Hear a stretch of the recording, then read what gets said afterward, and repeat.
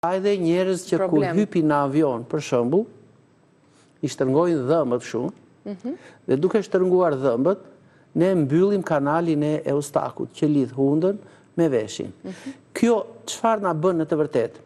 Kjo hapje e kanalit balancon shtypjen atmosferike të veshit të brendshëm me ambientin. Po e quajmë sa është shtypja atmosferike këtu, po quajmë 760 mm të shtyllës zhivës. Dhe po që brënda më pak ose më shumë nga shtrëngimi i dhëmbëve, atëherë kjo disbalans e shtypjes atmosferike e çorodit veshin e brendshëm.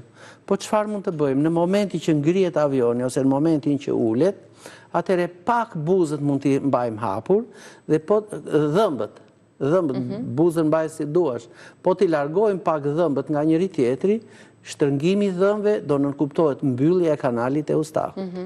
Hapja e dhëmbëve, hapja e kanalit. Po ky mund të më mbyllet nga infeksionet, si mund ta kuptojmë atëre?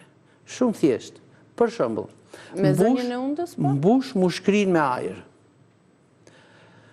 Mbyllim gojën, mbyllim dhe hundën. Dhe e sjellim ajrin këtu te hunda, po me forcë, kështu, edhe lëshoj pa. Në të njëjtën mënyrë edhe tek veshët apo jo? Jo, do mbyll këtë dhe do shikoj tash, ndërkohë që e solla ajrin këtu te hunda, do vëre, a do ma bëjnë këtu tek veshët pak si sinjale kështu, pa.